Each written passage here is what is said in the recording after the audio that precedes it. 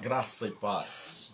Mais uma vez nós estamos aqui reunidos para a nossa live. E hoje nós vamos continuar na meditação da relação entre Judas e Jesus, Jesus e Judas. Nós vimos que na última parte Jesus senta com todos. Jesus mostra que não está alienado em relação a Judas. Jesus mostra que não passou a mão na cabeça dele. Jesus mostra que deu a ele todas as chances. E Jesus pronuncia o veredicto, dizendo, já que Judas não se arrependeu,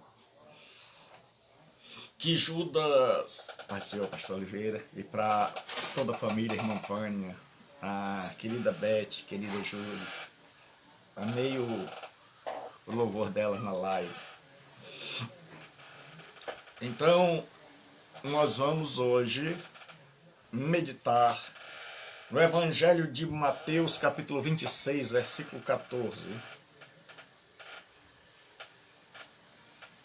Evangelho de Mateus 26, 14.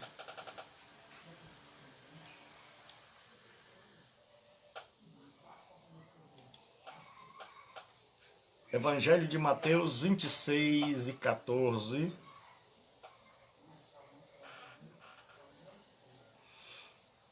Nós vamos ver qual é a reação de Judas.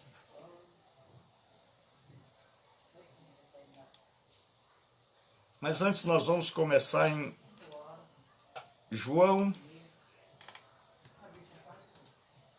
13 e 26. Acho que é isso.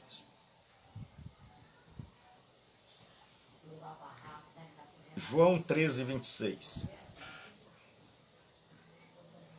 Evangelho de João,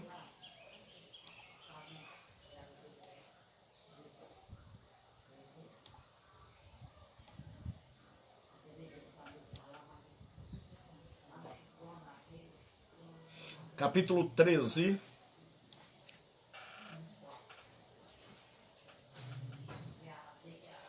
a partir do versículo de número 21.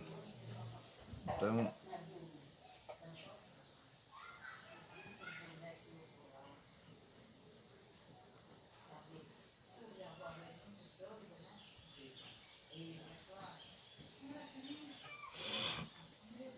graça e paz a todos. Evangelho de João, capítulo 13, versículo 21. Diz assim a sagrada palavra de Deus. Pai do Senhor para o irmão Fabiano, para a sua esposa, nossa santa irmã Kelly.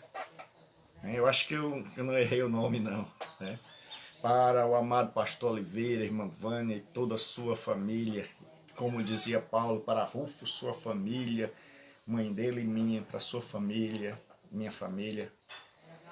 Para o Fabiano, para a esposa, para a família. Deus abençoe essas pessoas que Deus tem agregado às nossas vidas de forma assim tão maravilhosa e que a gente aprende a amar.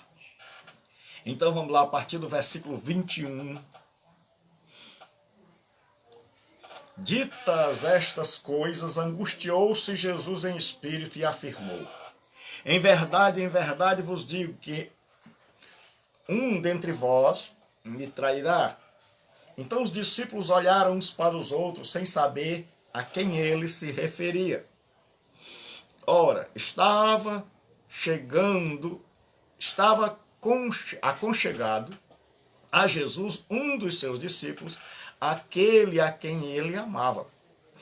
A esse fez Simão Pedro sinal, dizendo-lhe: pergunta a ele a quem se refere. Então aquele discípulo, reclinando-se sobre o peito de Jesus, perguntou-lhe: Senhor, quem é? Respondeu Jesus: é aquele a quem eu der o pedaço de pão molhado. Tomou, pois, um pedaço de pão e, tendo molhado, deu a Judas, filho de Simão Iscariotes. E após o bocado, imediatamente entrou nele Satanás.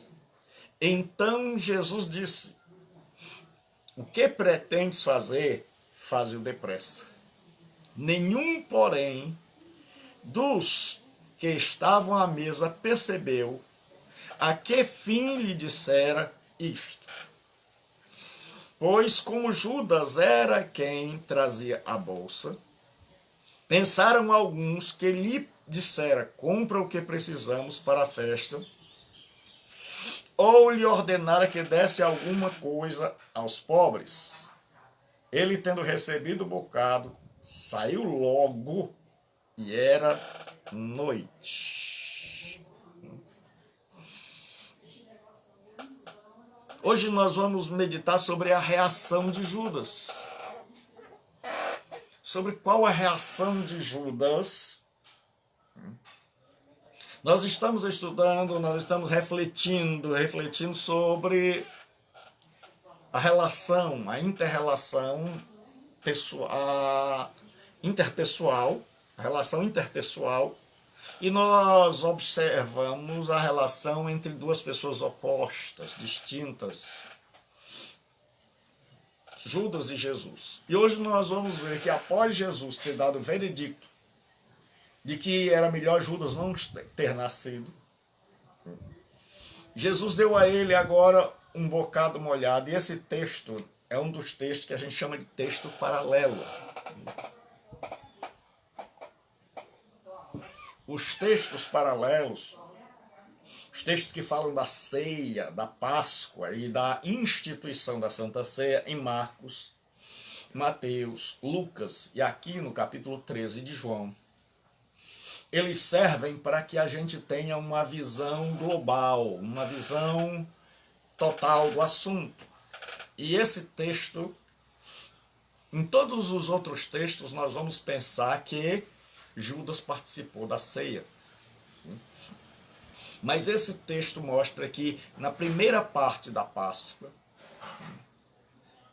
quando Jesus sentou para aquela reunião que nós dissemos, e ele desmascara Judas, e ele diz para todos quem Judas é, aí ele dá um bocado molhado, que era da Páscoa, desde que ali eles estão comendo a refeição da Páscoa.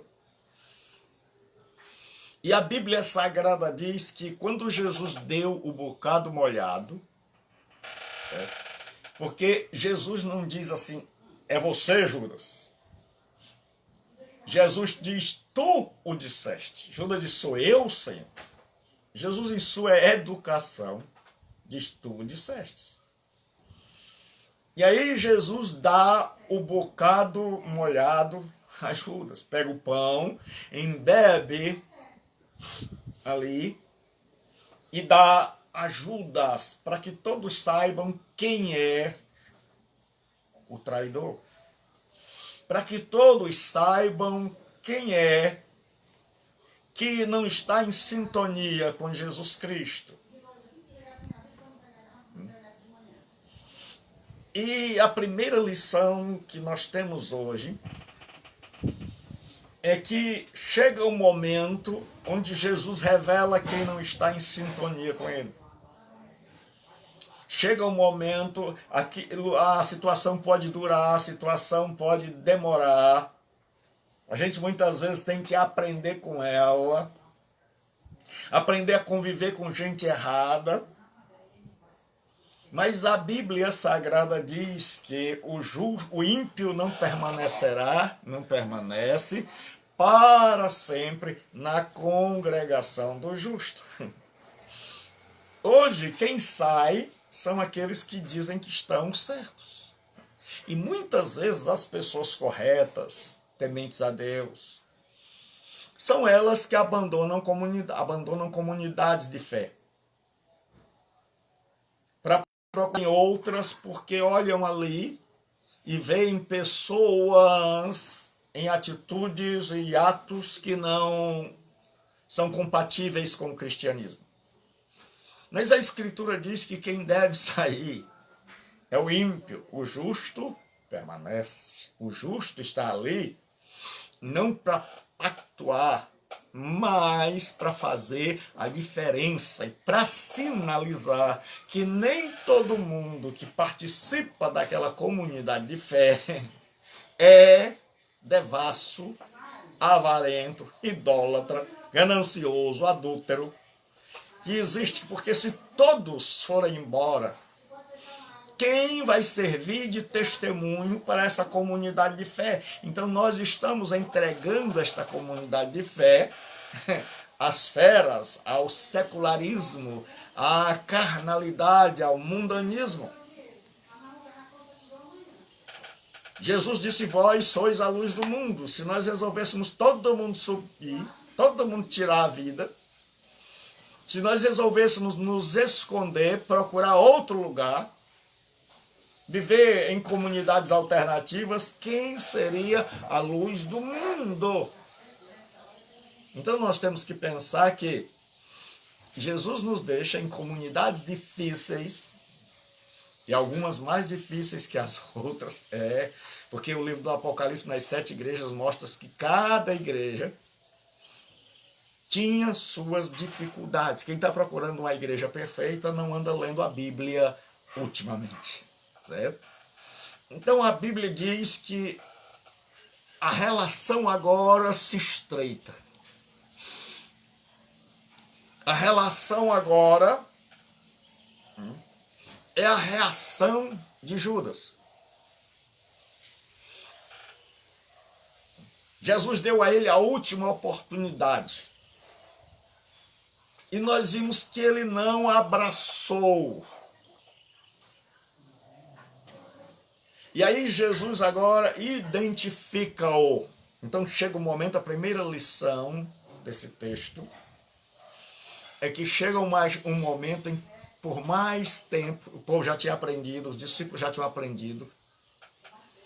Agora eles estavam cônscios que Jesus não é alguém que passa a mão na cabeça, que Jesus não é alguém alienado, que Jesus não é alguém parcial, mas que Jesus tem a hora, está dando chance para ele e para nós. Porque quando Jesus Cristo dá chance a outros, está dando chance a nós de aprendermos. Porque a gente não aprende, eu aprendi muita coisa na minha vida com os erros dos outros. Eu vi pessoas fazerem coisas que eu disse, nunca quero fazer isso. E aí Jesus agora identifica, então nós aprendemos a primeira lição. E que mais cedo ou mais tarde o mal é revelado, o mal é exposto. A ferida é mostrada, o tumor é cortado, é arrancado.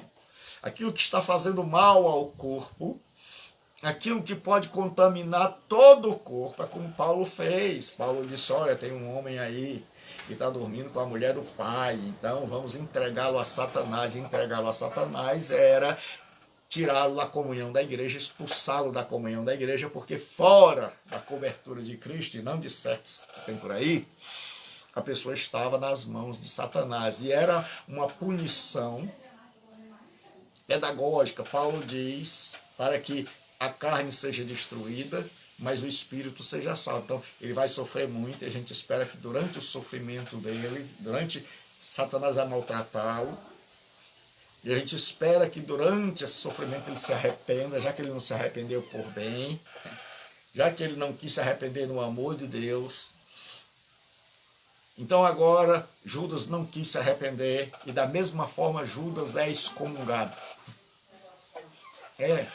Porque um dos grandes problemas hoje é que a igreja muitas vezes não extirpa tumores. Vai passando a mão na cabeça, vai tentando dar chance, tentando salvar, mas nunca estabelece um limite. E aí a pessoa pensa que nós estamos alimentando e perpetuando o seu agir mal. Mas Jesus mostra que por mais que queiramos fazer o bem, há um momento onde a gente deve ter a visão, o discernimento de que aquela pessoa não quer nada e que aquela pessoa pode servir como ação fermentadora para o mal. E que chega uma hora em que esta pessoa, depois de ter recebido todas as oportunidades, de ter chegado ao apostolado, ele agora é um tumor que tem que ser extraído, arrancado, cirurgiado pela raiz. E aí Jesus dá o bocado. E quando dá o bocado, quando Jesus agora diz, olha, você está fora, o diabo entrou imediatamente em Judas. Diz a Bíblia, imediatamente, olha o advérbio. O diabo já sabia que Judas era do lado dele. Que Judas, apesar de estar perto de Jesus, fisicamente, o coração estava perto do diabo.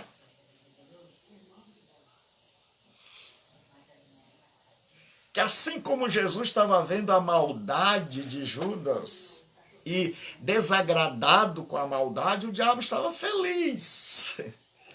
Porque nesse mundo ou você alegra a Deus ou você alegra o diabo. Nossas atitudes vão alegrar ou a Deus ou ao diabo. E o diabo não está interessado, porque agora entra nessa história um terceiro personagem. Até então, nas relações, estavam Jesus e Judas. Mas a Bíblia diz que no momento em que Judas é excomungado, excluído, o diabo entrou nele. E foi isso que Paulo fez com aquele homem lá de Corinto. Paulo disse, olha, ele vai ser entregue a Satanás. Porque Paulo tinha aprendido com Jesus. E a nossa segunda lição chama-se disciplina eclesiástica. É que se uma igreja, se um povo quer se manter puro, certo? Que se nós queremos relações saudáveis, comunidades saudáveis, nós temos que praticar disciplina eclesiástica. Nós temos que dar todas as chances possíveis e imagináveis às pessoas para que elas mudem.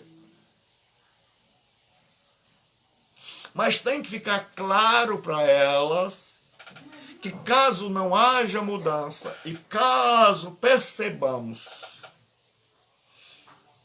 que o tempo está passando e não estão aproveitando e usufruindo as oportunidades dadas, recebidas, que a igreja intervém, assim como Jesus. Jesus percebe, rapaz, antes de subir, tenho que resolver um problema aqui no grupo. E aí Jesus vai e diz, olha, você já está agindo do jeito do diabo, então você agora, você é o que me trai. Então você agora está disciplinado, está excomungado.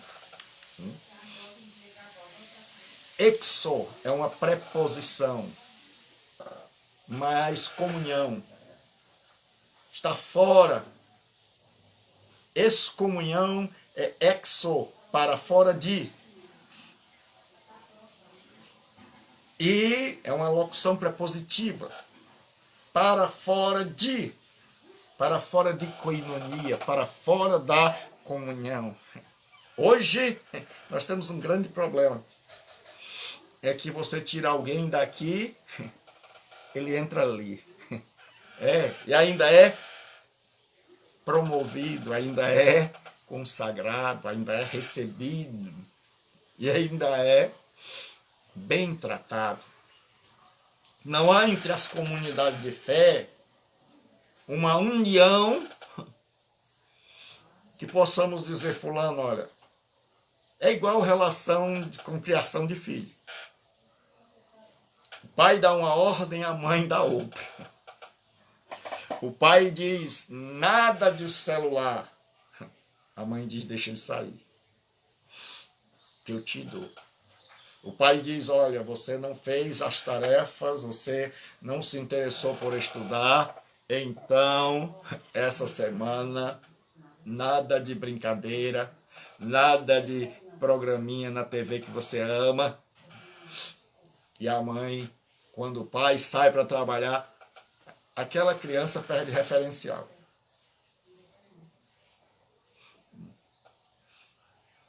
Ela vai começar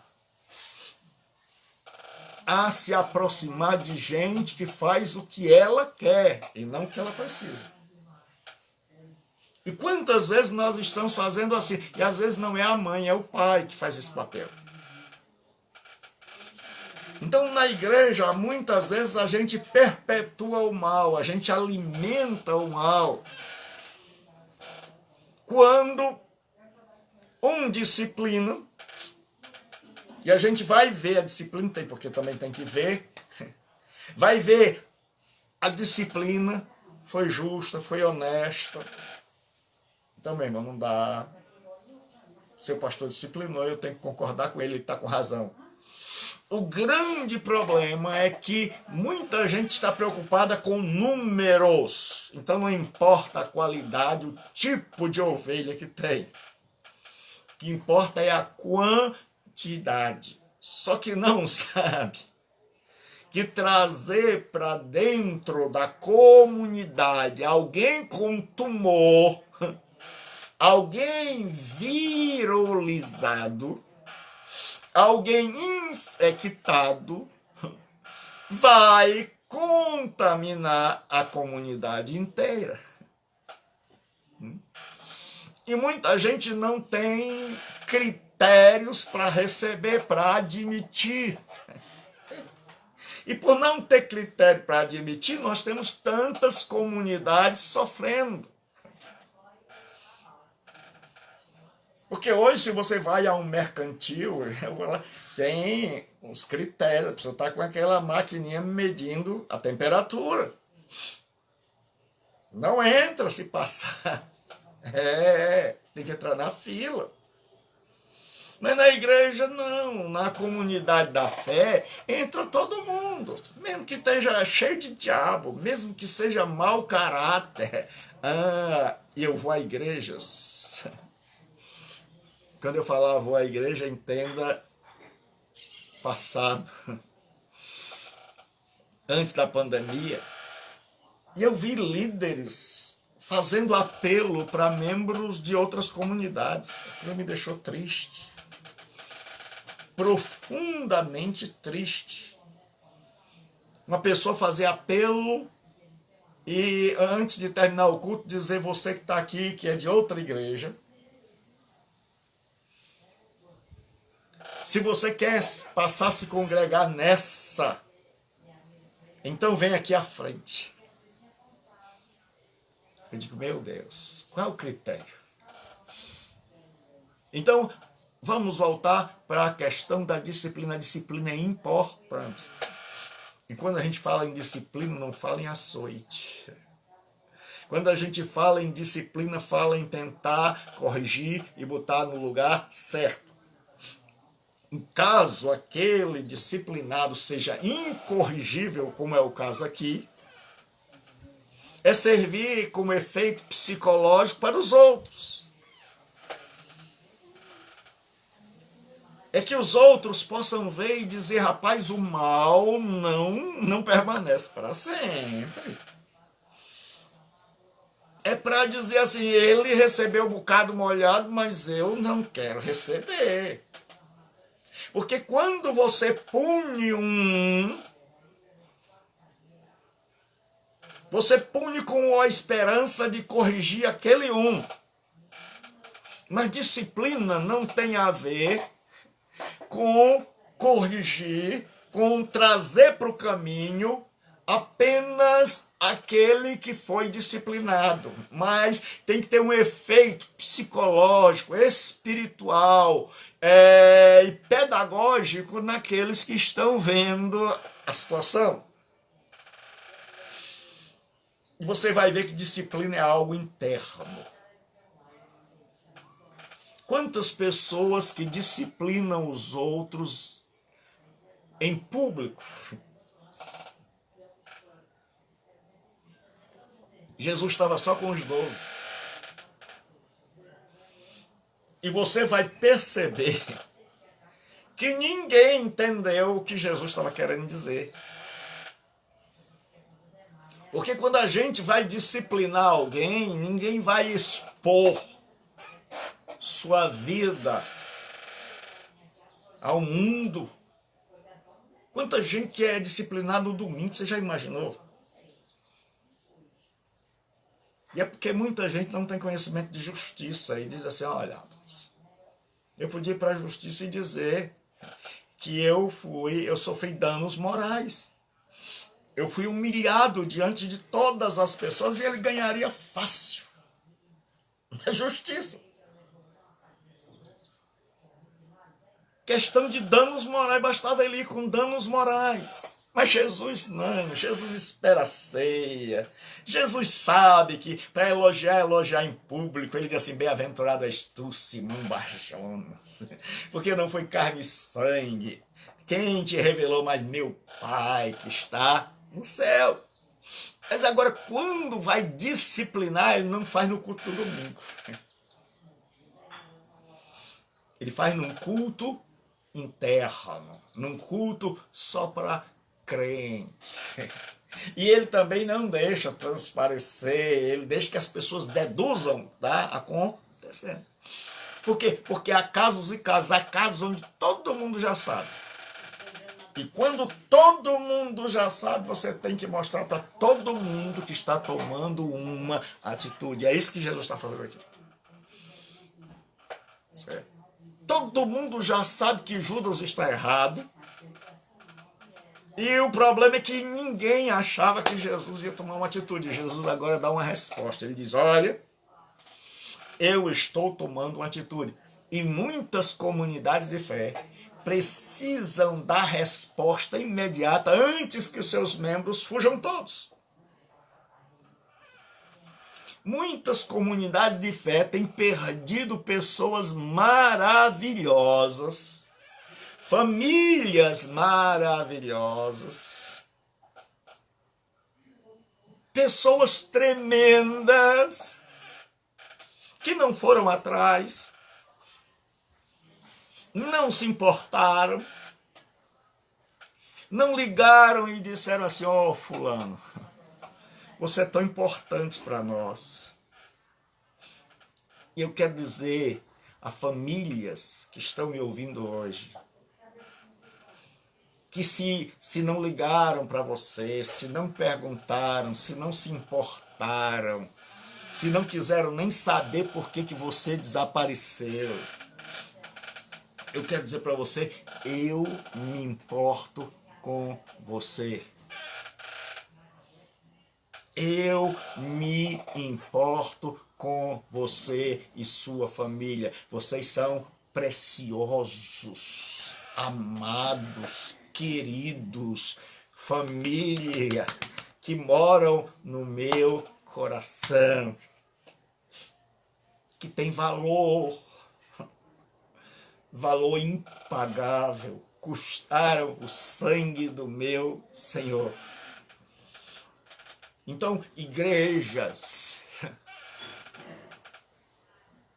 abra o olho,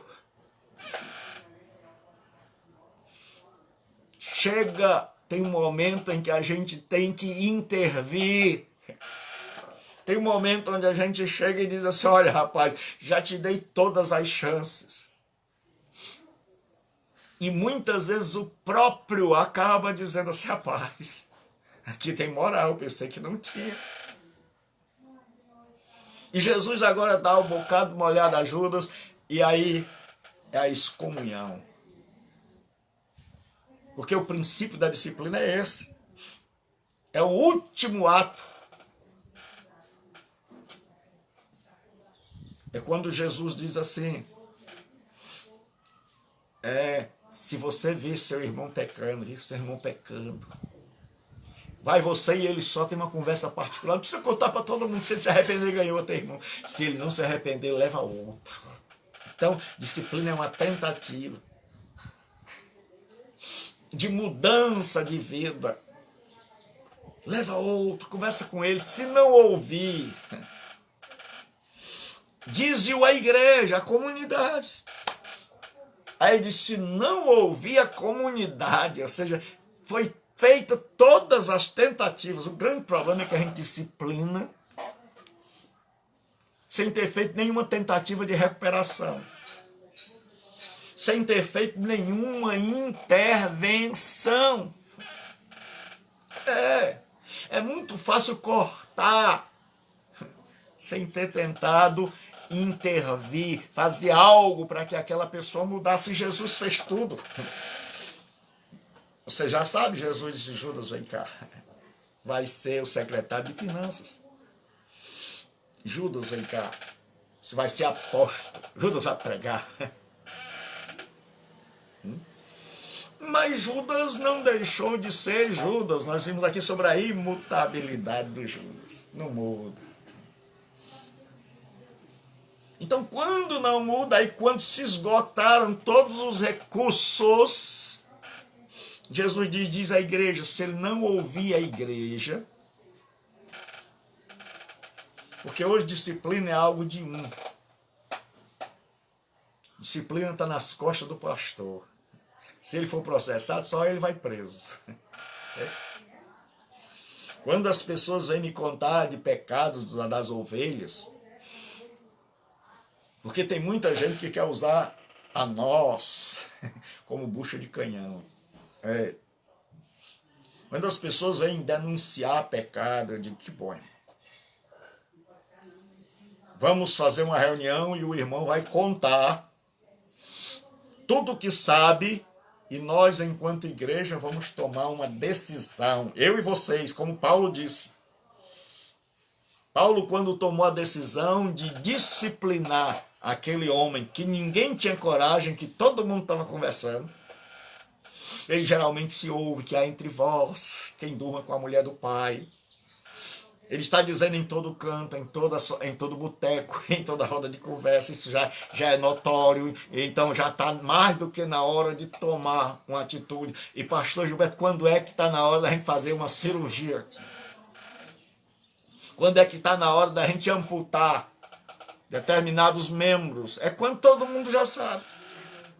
Quando é que está na hora de intervir? É quando o negócio está já maculando a imagem da comunidade. De sal da terra e luz do mundo. É quando a gente já perdeu isso. É quando já não é mais sal da terra nem luz do mundo, mas é escândalo para a terra e para o mundo. E aí o que acontece? Paulo reúne os irmãos. Ele diz, olha, convoca uma assembleia. E nós vamos meditar nisso um dia. Tem gente que diz assim, pastor, uma vez eu chamei um rapaz para pregar. O obreiro disse, pastor, não encontrei uma pregação. Não, só o que tem na Bíblia é pregação. E aí, o apóstolo Paulo diz, reunidos eu em espírito. Ele está na liderança da reunião. E ele diz, e vós, em nome de Jesus, decidimos. Então, ele e a igreja, não é só ele. Não é só o pastor que decide. A igreja tem que apoiá-lo. Porque se a igreja não apoiar, parece coisa particular, parece encrenca particular, problema particular, e não problema da comunidade. Então, muitas vezes se transfere tudo para o pastor, e depois não quer que ele se torne alguém que centraliza tudo. E por isso nós temos pastor que chamam para si tudo. E ele bate o escanteio e corre para fazer o gol de cabeça. Então Paulo disse, nós reunidos, vós e o meu espírito, já decidimos. Então tem que ser uma coisa. Jesus aqui reúne seus discípulos mais chegados e diz, ó, esse aqui não nos pertence mais. Por esse eu fiz tudo. Aí ninguém quer estar no lugar de Judas. Há um efeito saudável na disciplina. A igreja precisa pensar em amputar, em podar galhos que já morreram há muito tempo. Galhos que jamais vão dar frutos, como diz a metáfora da videira verdadeira. Todo galho que não dá fruto, o pai vem. O grande problema é que nós queremos as multidões, sem importar como elas estão, e que a renda não caia. A renda se tornou mais importante do que o caráter. Por quê? Porque nós temos que ir para o lado prático. Nós não podemos ignorar o lado prático. Toda igreja precisa de renda. Toda comunidade de fé precisa, porque o pessoal fala mal do dízimo, das ofertas, né? E acha que todo mundo que tira dízimo e oferta é ladrão. Mas eles pegam a gente sem fazerem a menor reflexão. Um dia eu tinha uns irmãos da uma igreja que eu comecei a pastorear e eu queria levá-los para conhecer um shopping, porque eles moravam distante e o mundo deles era ali, eu queria ampliar. E aí a gente alugou um transporte para levá-los a um shopping daqui da cidade, um dos maiores. Na época só tinha esse shopping. E os irmãos estão felizes, tudo com a melhor roupinha. E eu ia à frente com o motorista, dizendo o caminho, e o motorista foi percebendo que a gente era crente. Começou a dizer, mas o senhor é crente? É. O seu pastor? Disse, sou, sim. Ele disse, mas vocês dão dízimo, não é? Eu disse, quem crê dá. Ele disse, é isso que eu não entendo. Eu disse, pois, ele disse, aí ele deu uma indireta assim, bem direta. Pois na minha não tem dízimo. Eu disse, é verdade. Eu disse, o senhor é alguém que trabalha com transporte, então deve saber fazer contas, não é isso? Ele disse, porque ninguém precisa agredir os outros para dar a resposta. Tem um adágio popular que diz, a minha educação depende da sua. Isso quer dizer, se você for mal educado, eu também sou mal educado, isso não é educação.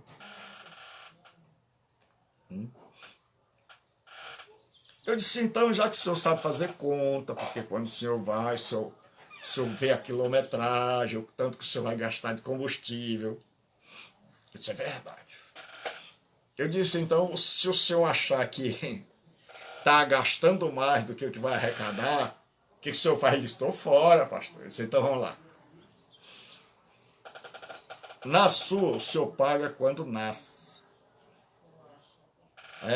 No batismo, o senhor vai lá e tem que... Ele disse, é verdade. Eu disse, o senhor paga com a tal da primeira comunhão. Ele disse, é verdade. Eu disse, o senhor paga quando vai casar. Ele disse, como é? Eu disse, não é? Ele disse, é. Eu disse, se morrer, paga. Ele disse, é. Eu disse, continua pagando, né? A mensal, a semanal, né? Depois de 7 dias tem que pagar de No, né? E a família fica com a dívida. Ele disse, tá bom, pastor, já descobri que eu disse, conosco é só 10%, e vai tudo. Vai tudo. O restante é tudo, você casa de graça. Você tem oração de graça. O seu batismo é bonito, é de graça, é dispendioso, molha a bata, tem que arrumar a piscina. Ele disse, pastor, eu não tinha pensado nisso. Eu não tinha pensado nisso. Um dia eu vinha conversando no ônibus de viagem com uma freira maravilhosa, uma pessoa abençoada de Deus. E a gente vinha num bate-papo gostoso, né? Ela não sabia que eu era pastor e ela foi pastor. E eu comecei a conversar com ela e a gente entrou e eu disse, eu acho tão bonito a senhora ter esse jeito, porque geralmente as pessoas só fazem detonar o povo. Não veem beleza em nada. Meu irmão, uma moça neste mundo, abrir mão do casamento, abrir mão de namorar, abrir mão de viver neste mundo, para se colocar dentro de um convento, à disposição de ajudar o próximo. Isso não é para qualquer pessoa. Concordamos com o evangelho dela? Não. Mas que mesmo em meio àquilo que a gente discorda e diverge, que é preciso ter muita coragem, que é preciso ter muita fé, Se essa fé é certa ou errada, aí é outra coisa. Aí eu comecei a conversar com ela. E ela disse, rapaz, gostei de conversar com o senhor. Ela disse, só não entendo por que vocês dizem que são salvos. Eu disse, nós não dizemos não. Ela disse, o senhor pode não dizer, mas eu já ouvi um bocado de protestante que diz. Eu disse, não. Os protestantes não dizem que são salvos. Ela disse, aí eu vou discordar do senhor. Gostei muito, amei conhecer o senhor me tratou de uma maneira tão respeitosa, não ofendeu a minha fé, mas eu tenho que dizer que os protestantes dizem que são salvos. Eu disse, vou dizer mais uma vez, não dizem. Quem diz é Jesus. Eu disse, como assim? Eu disse, Jesus diz, quem crê e for batizado será salvo. Eu creio e fui batizado. Jesus mente. Ela disse, não. Ela disse, eu nunca tinha pensado assim. Eu disse, ele diz quem crê. Então, se eu creio, eu estou cumprindo o requisito que ele disse. Ele exige, ele diz, quem crê será salvo. Se eu creio, o que é que eu estou? Qual é a consequência? Aí ela desceu do ônibus, fez assim para mim. Eu disse, foi um prazer conhecê-la. Deus a abençoe. E ela saiu com a mensagem de Deus no coração. Porque, irmãos, nós não estamos aqui para ganhar católicos para o nosso lado. Nós estamos para pregar o evangelho de Jesus, para que vidas sejam transformadas. Que não adianta estar do lado de cá, servindo ao diabo. É como o caso de Judas aqui, não adianta estar bem pertinho de Jesus, com o coração lá no inferno. Não adianta estar no que nós chamamos de ortodoxia, doutrina correta, sem a ortopraxia, a prática correta. Não adianta estar dentro da igreja e o coração nas mãos do diabo. Não adianta estar aqui caminhando com Jesus, glória a Deus e aleluia. Se a pessoa não compreendeu a mensagem do reino, se ela não aceitou Cristo e as implicações do evangelho, ela está dentro da igreja, mas está perdida como Judas, que comia no prato com Jesus, e está do lado ao alcance da mão, mas o seu coração está longe. E aí o diabo entrou. Agora que aconteceu a disciplina, agora que Judas não está mais no círculo de Jesus Cristo, debaixo da proteção, da cobertura espiritual de Cristo, que é o único. que protege espiritualmente, que é a nossa cobertura, e que ele não delegou isso a Paulo, nem a Pedro, nem a João, e nem a nenhum pseudo-apóstolo de hoje. E quando você inocentemente diz, eu estou sob a cobertura do fulano de tal, eu preciso da cobertura. Eu não preciso da cobertura de nenhum pseudo-apóstolo, porque eu estou debaixo da cobertura de Jesus Cristo. E quem cobre a igreja hoje é o Espírito Santo. O vigário de Cristo é Jesus Cristo, não é o Papa. Com todo respeito à religião católica, com todo respeito ao Papa Francisco, com todo respeito, não é o vigário de Deus na terra, porque vigário é o substituto. Jesus disse, quando eu for, enviarei o Consolador. O Consolador é que veio para guiar a igreja. Ele é que é o chefe da igreja. Ele que dirige a igreja. É o Santo Espírito. E qualquer pessoa que quiser ser dirigente universal da igreja, que quiser ser comandante universal da igreja, que quiser ser cobertura espiritual da igreja, está usurpando o lugar que de direito pertence ao Parácletos, ao Consolador. E tenho dito. Por isso que nós protestantes não nos curvamos diante de nenhuma autoridade neste mundo, e quando eu digo nós protestantes, estou dizendo não em nome de todos, porque não tenho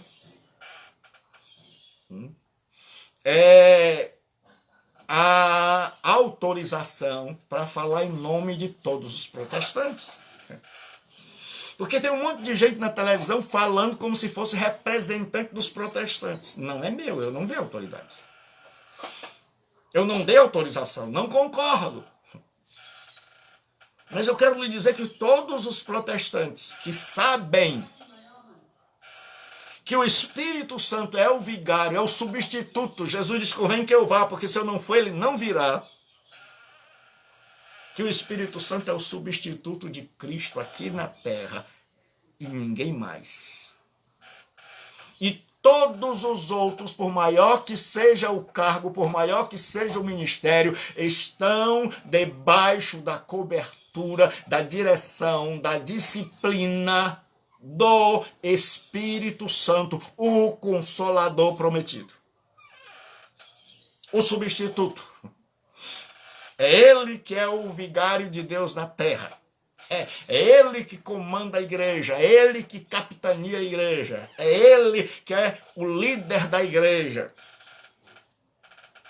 E quem estiver debaixo da autoridade dele, toda autoridade na terra só é autoridade se estiver debaixo da autoridade. Tem um monte de gente que quer emancipação e não sabe que a autoridade é estar debaixo da autoridade. Você pega alguém do exército, um general do exército saiu do exército e perdeu a autoridade. Um major da polícia militar saiu do comando e perdeu a autoridade. Deixou de agir, vai ser disciplinado. De conformidade, assim também na vida espiritual. Quem está debaixo da autoridade divina, por isso que a gente diz, a autoridade emana do serviço. Você serve e aí você tem autoridade. Você trabalha e as pessoas te seguem, te ouvem, te veem. Mas quando você precisa impor o peso e até profetizar ameaças, aí não. Ele está fora. Então agora o que acontece? Judas está fora. Judas não pertence mais. Foi excomungado. Quando você faz a coisa com justiça, você nunca vê ninguém dizendo assim, oh, como Jesus foi injusto com Judas. Você não ouve ninguém ler a Bíblia e dizer assim, oh, Jesus pegou muito pesado, porque quando você age com justiça, todo mundo fica aliviado. Pelo contrário, o povo quer dar uns tapas no Judas no sábado de aleluia, queimá-lo, porque sabe que aquele é um símbolo de alguém que recebeu todas as oportunidades. O grande problema é que nós pregamos só coisas positivas. A gente prega textos assim, o justo é como a palmeira, florescerão nos átrios do Senhor. Deve pregar, pastor? Deve. Mas as histórias, vocês estão vendo quanto tempo a gente está aqui com Judas e Jesus. E quantas lições nós temos aprendido, e eu espero que você tenha aprendido. E aí a Bíblia diz, entrou nele Satanás. Agora, ele está com alguém em que há sintonia. No momento em que uma pessoa sai do cristianismo, renega o cristianismo, no momento em que uma pessoa rejeita o grande amor de Deus e as oportunidades a ela oferecida, ela está se entregando nas mãos do diabo. Ela está passando para o lado do diabo. Mas não por causa da tal da legalidade, mas porque ela rejeitou o amor de Deus. Porque ela rejeitou o convite para pertencer ao reino de Deus. E se ela rejeitou persistentemente, a ponto de ser cortada, então agora o diabo entrou. Que é engraçado. Judas nunca deixou Jesus entrar.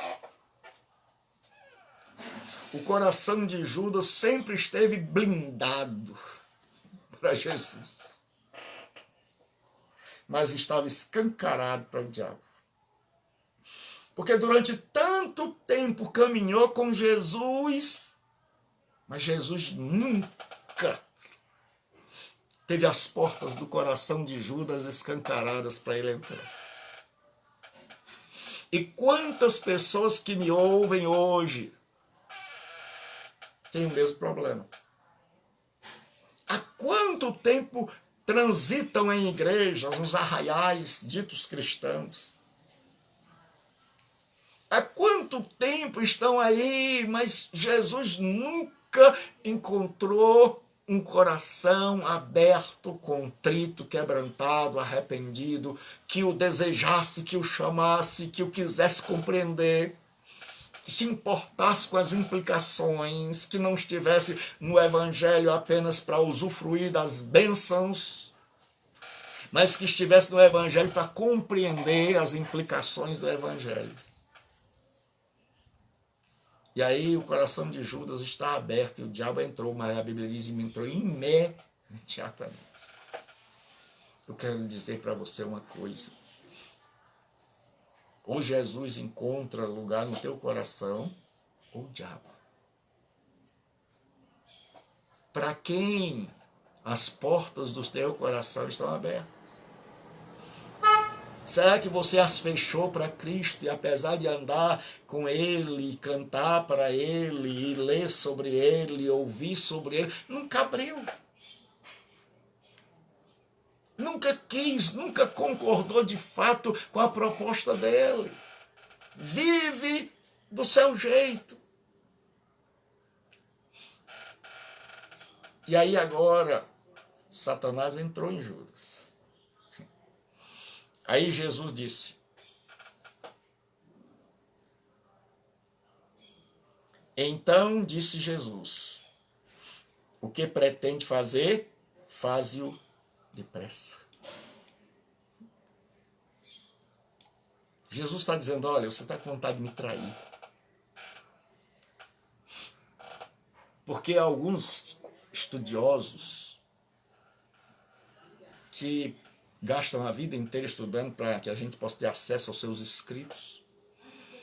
Eles imaginam que Judas dá aqui a sua última cartada. Que Judas está dizendo o seguinte: rapaz, ele é o Messias, eu creio que ele é o Messias, mas o Messias do meu jeito. Uma caricatura do Messias. E ele não quer ser do meu jeito, ele quer mudar a mim. Que é assim. Ao invés de Jesus nos transformar, nós queremos um Jesus à nossa imagem e semelhança. E aí a gente continua lutando, desesperado. Tem um monte de gente que o diabo já encheu o coração e ele está tentando mudar o evangelho, mudar a igreja. Você agora entendeu por que nós temos tantas comunidades cristãs completamente desviadas, de gente que o diabo entrou, só que o diabo não entra fazendo com as garras para trás. Não, ele entrou silencioso, no coração aberto. E num dia de Santa Ceia, meu amigo, onde estava ali a nata do cristianismo. Ou você pensa que ele escolhe lugar? E aí o que acontece? Quando o diabo entra, a Bíblia sai, Jesus diz assim: o que pretendes fazer? Faze-o depressa. Jesus está dizendo: você vem alimentando isso há muito tempo. Isso é um sonho teu. Então Judas entrega a Jesus para ver se Jesus passa a ser do jeito dele, um guerreiro. Ele imagina o seguinte: até hoje ele tem sido um Messias diferente do que eu quero. Um Messias que manda dar o outro lado, um Messias que manda caminhar uma segunda milha, que manda amar os seus inimigos. Mas quando ele vir os exércitos vindo para prendê-lo, aí sim, ele vai ser o Messias que eu quero, aí ele vai se levantar. Então eu vou dar uma ajudinha. O senhor não quer ser transformado? O senhor não quer entrar na minha escola judiana? Teologia do Judas? Então eu vou dar uma ajudazinha. Eu vou entregar o senhor para a liderança, vou aproveitar, vou ganhar um dinheiro, e entregando o senhor vai mostrar quem o senhor é de verdade, e vai levantar a espada, agora vai soltar raio para tudo que é lado, e romano vai cair, e o senhor vai ser do jeito que eu imaginei, do jeito que eu idealizei. E é por isso que nós temos tanta gente que está liderando comunidades, que está completamente fora do foco, e que está orientado e dirigido não mais por Jesus. E que perdeu a referência faz tempo.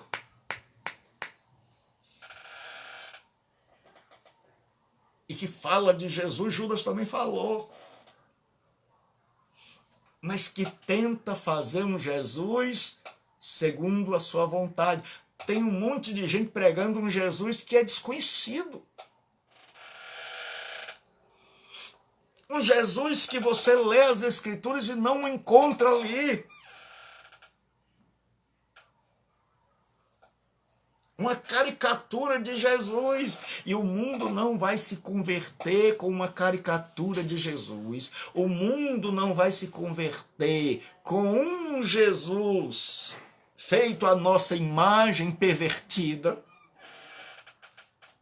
E é por isso que a gente vê fulano fazendo a sua própria... A igreja, isso. Acaba quer andar homem com homem, mulher com mulher. E aí eles fazem a igreja deles. Nós fomos rejeitados lá na outra. Não. Você não foi rejeitado, você foi amado, querido. Se bem que nós temos que ser verdadeiros. Tem gente que desce a peia, tem gente que fala mal. E nós queremos dizer aqui que nós não odiamos homossexual. Não. Nós abominamos a prática homossexual. É diferente. E nós somos contrários à militância homossexual. Aí é diferente. Cada pessoa tem direito de ser o que bem quer. De fazer o que desejar. Cada pessoa. E nós amamos profundamente. Agora, ninguém tem direito de querer que o meu filho seja. Ninguém tem direito de querer me impor goela abaixo. Ninguém tem direito de querer me calar. Isso não é um trabalho dos homossexuais. Por isso não odiemos os homossexuais, porque muitas vezes são massa de manobras, são gente sofrida, humilhada, gente que já foi abusada, e abusada por pai, e abusada por mãe, e abusada por padrasto, gente que precisa de amor.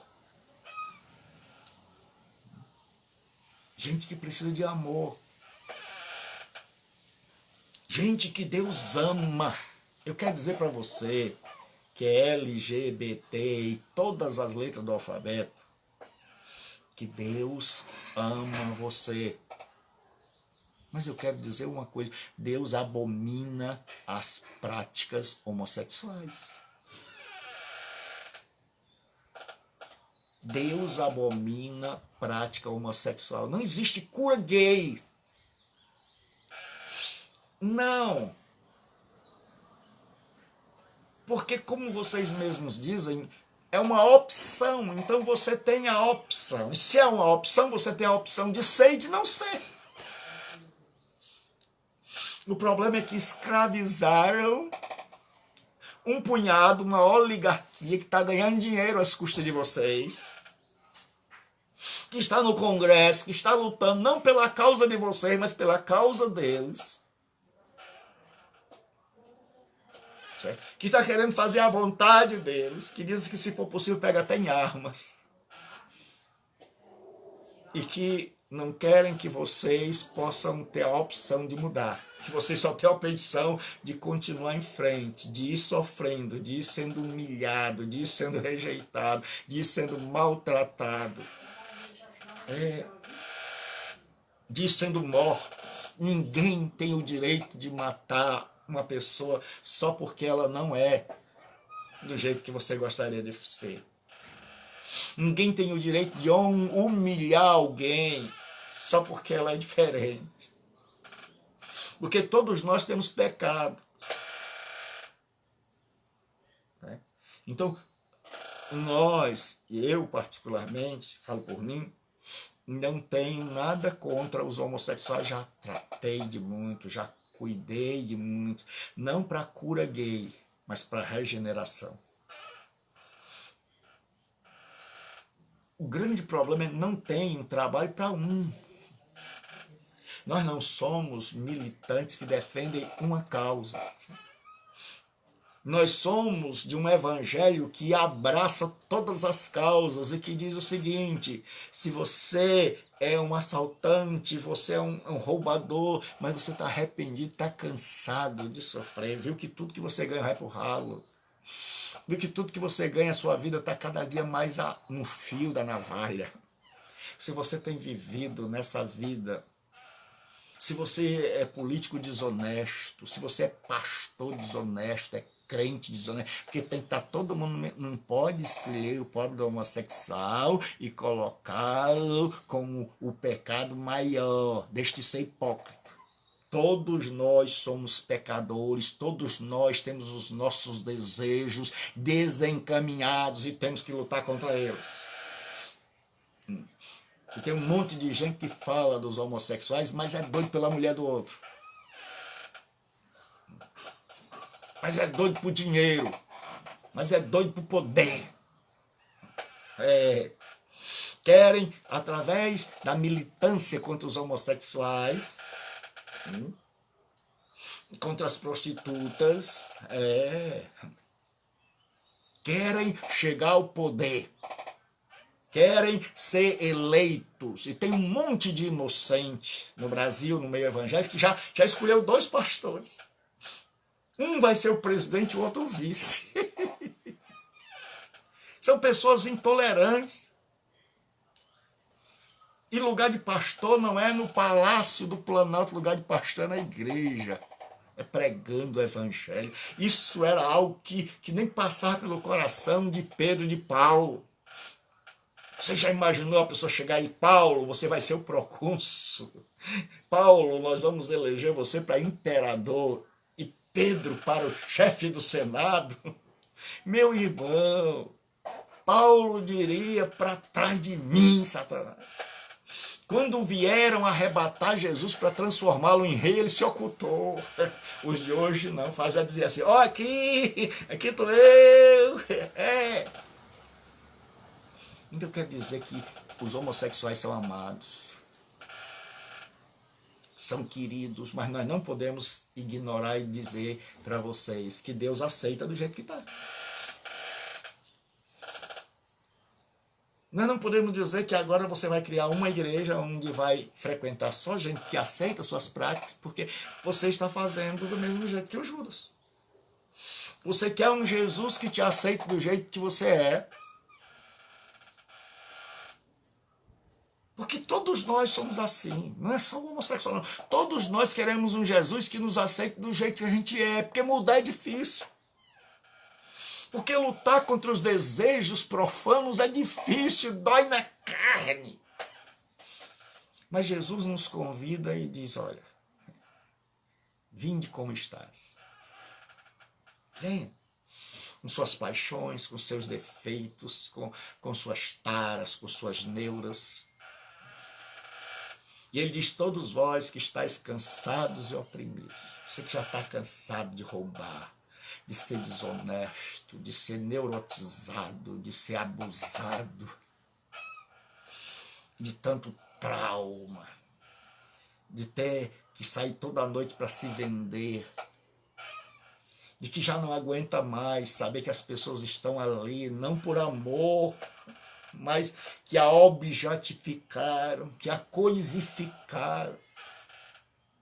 Você, mulher, que tem uma vida inteira pela frente, que talvez seja tão bonita. Se você quer continuar, é um direito seu. Você, rapaz, que tem uma vida toda pela frente, que é novo. Se você quer continuar, se você quer viver como trans, se você quer viver uma vida homoafetiva, é um direito seu. Agora, se é uma opção, a liderança tem que dizer o seguinte, ó, você tem o direito de ficar como nas igrejas. Nós não dizemos assim, olha, você está aqui e só pode ir à frente. Não pode se desviar. Não. A pessoa pode ser crente hoje e ateu amanhã. Isso é opção.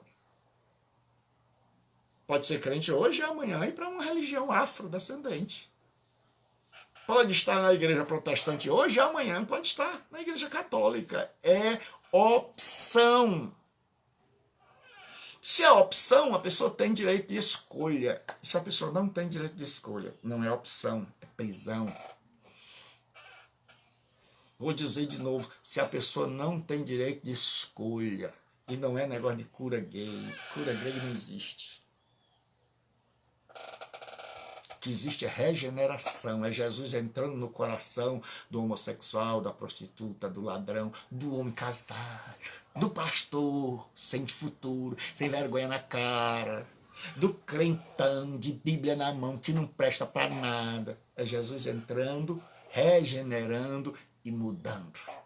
É todo tipo de pecador, o que todos nós somos. Porque nenhum de nós é melhor que homossexual, nenhum de nós é melhor do que prostituta, nenhum de nós é melhor do que as religiões afrodescendentes. Todos nós somos pecadores e queremos um Jesus à nossa imagem e semelhança. Até que E pastor, quando é que muda? No dia em que você diz assim: Senhor Jesus, eu não quero ser do jeito que eu sou. Eu quero ser transformado pelo Espírito na tua imagem, como diz a palavra de Deus. Paulo diz: mas todos nós com o rosto descoberto, aceitando quem nós somos. Cada um, é coisa de cada um. É coisa de cada um. Não é a liderança que tem que decidir por mim, nem por você. É coisa minha e coisa sua. Nós somos livres para decidirmos. Se você quer continuar nesse caminho ou não. E quando você não quer, que não era o caso de Judas que queria, se você quer, é um direito. Se você quer um Jesus à sua imagem, do seu jeito, que faça o que você quer e que concorde com o que você quer, então tem Jesus aí para todo jeito. Mas o Jesus verdadeiro da Escritura é aquele que quer nos transformar na sua imagem e semelhança. Seja pai de família, pastor, crente de Bíblia na mão, homossexual, prostituta, engenheiro, político. Seja, até para vocês da política tem salvação. Seja qual for a pessoa, se você quer mudar, Paulo diz assim: mas todos nós com a cara, com o rosto descoberto, sem mais máscaras, aceitando quem nós somos, contemplando como espelho a imagem do Senhor. Jesus é o exemplo. Eu não sou. O Papa não é. Nenhum líder religioso da Dalai Lama não é. Nenhum líder religioso é exemplo. É paradigma. Mas diz: contemplando como espelho a imagem do Senhor, do Kyrios, Senhor Jesus. Somos transformados de glória em glória, na mesma imagem, pelo Espírito Santo. Então não importa, não existe um pecado.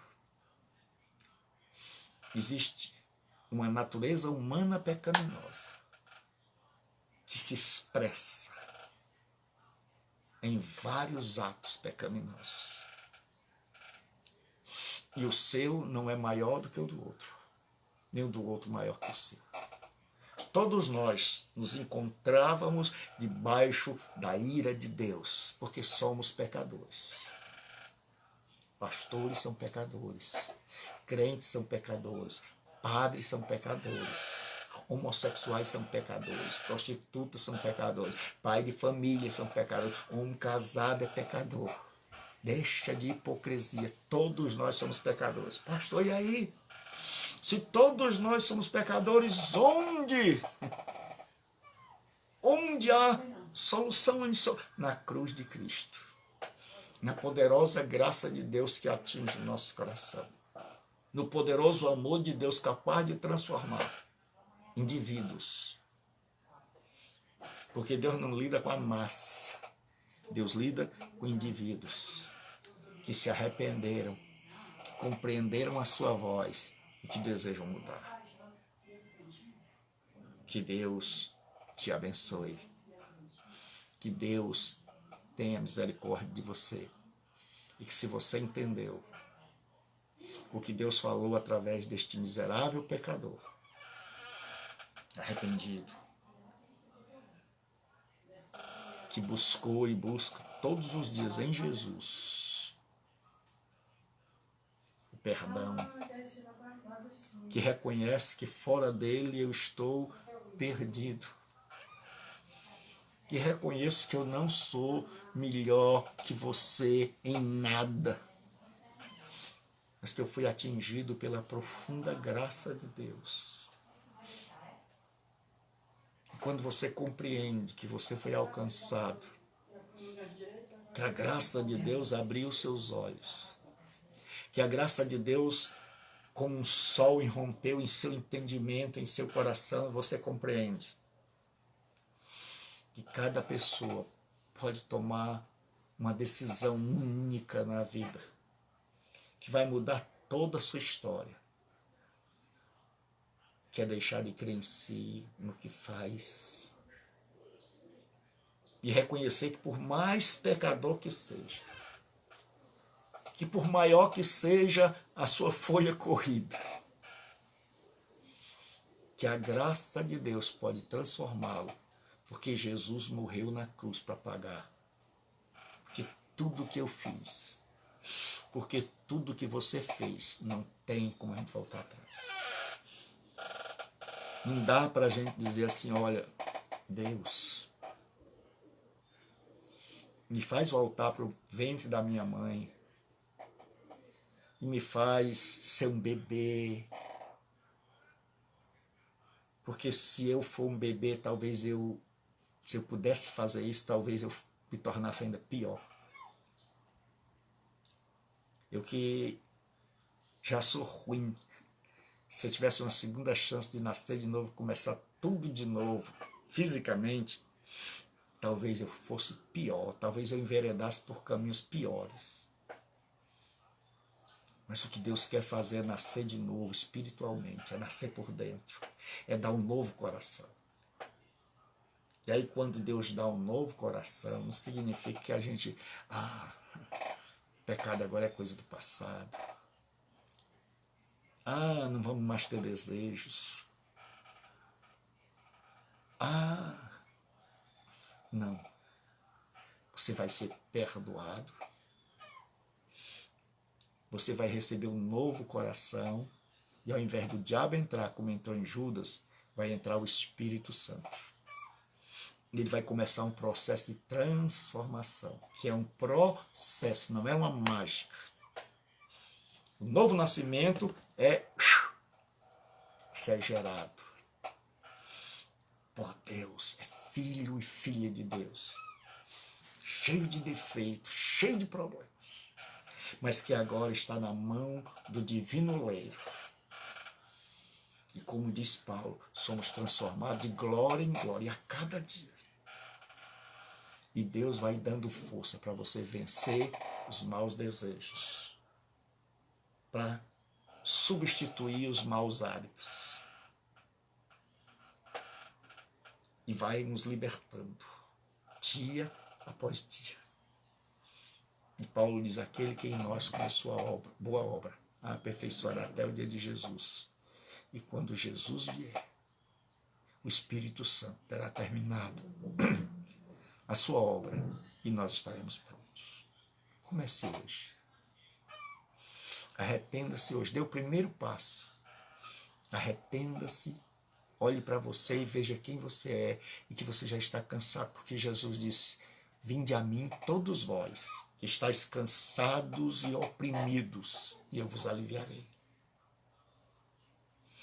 Gente que está cansada, gente que não aguenta mais, gente que foi por caminhos, gente que seguiu a maioria, gente que está escravizada, de toda a espécie, não apenas um. Não vamos escolher um grupo para atirar pedras.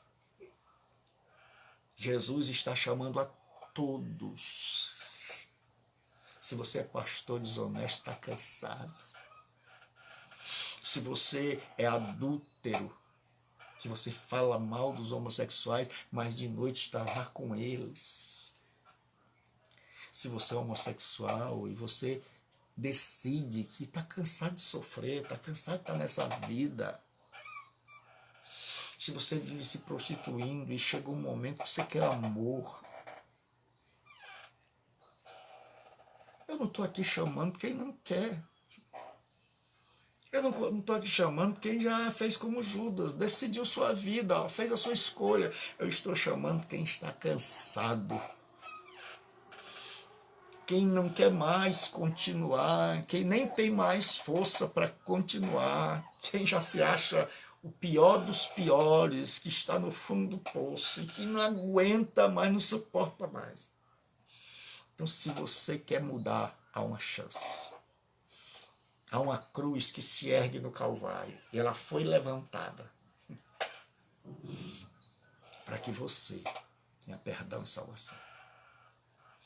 Para que você, independente de quem seja, independente do que faz, possa hoje se arrepender e aí no seu lugar ver que não é o que você fez, mas o que Cristo fez.